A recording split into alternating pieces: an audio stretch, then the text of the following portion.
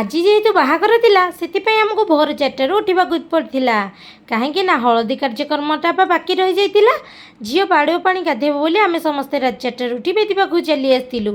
ଆଉ ସବୁ ଜିନିଷପତ୍ର ଆଣି ସେଠି ଥୋଇ ଦେଇଥିଲୁ। ଝିଅକୁ ଆଣି ବସେଇ ଦେଇ ବୋଉ ଆଉ ଦେଠେଇ ଟିକେ ବନ୍ଦାପନା କରିଥିଲେ। ଦୁବ ବରକୋଳି ପତ୍ର ଫୁଲ ଅରୁଆ ଚାଉଳରେ ପ୍ରଥମେ ବନ୍ଦେଇଥିଲେ, ତାପରେ ଦୀପରେ ବନ୍ଦେଇଥିଲେ। ଆମମାନେ ସମସ୍ତେ ବି ସେମିତି ଟିକେ ଟିକେ ବନ୍ଦେଇ ଦେଇଥିଲୁ। ତାପରେ ଦେଠେଇ ଏଠି ଝିଅ କାନ୍ଧରେ ପାନଗୁଆ ଛେଚିଥିଲେ, ଆଉ ଗୋଡ଼ରେ ଛେଚିଥିଲେ, ହାତରେ ପିଠିରେ ଏମିତି ମୁଣ୍ଡରେ ଚାରିଆଡ଼େ ଟିକେ ଟିକେ ଛେଚାଛେଚି କରିଥିଲେ। ଜଣ ଜଣ କରି ଛେଚିଲା ବେଳକୁ ବହୁତ ଡେରି ହେବ, ସେଥିପାଇଁ ଆମେ ସମସ୍ତେ ଟିକେ ଟିକେ ଦେଠେଇକି ଧରି ପକାଇଥିଲୁ। ତାପରେ ଦେଠେଇ ଟିକେ ଦେହ ହାତ ଚାରିଆଡ଼େ ହଳଦୀ ଟିକେ ଲଗାଇ ଦେଇଥିଲେ। ଆମେ ସମସ୍ତେ ବି ଟିକେ ଟିକେ ତାକୁ ହଳଦୀ ଲଗାଇ ଦେଇଥିଲୁ। ବୋଉ ବି ଟିକେ ତାକୁ ହଳଦୀ ଲଗାଇ ଦେଇଥିଲା ଆଉ ମନେ ମନେ ବହୁତ ମନ ଦୁଃଖ କରି କାନ୍ଦୁଥିଲା। ଆମକୁ ବି ବହୁତ କଷ୍ଟ ଲାଗୁଥିଲା। ଯେହେତୁ ଆମେ ଭଉଣୀ ଭଉଣୀ ଏକା ସାଙ୍ଗରେ ଥିଲୁ, ଏବେ ଆମେ ସମସ୍ତେ ଅଲଗା ଅଲଗା ଜାଗାରେ ରହିବୁ, ଯେଉଁଟାକି ଆମକୁ ବହୁତ ଦୁଃଖ ଲାଗିବ।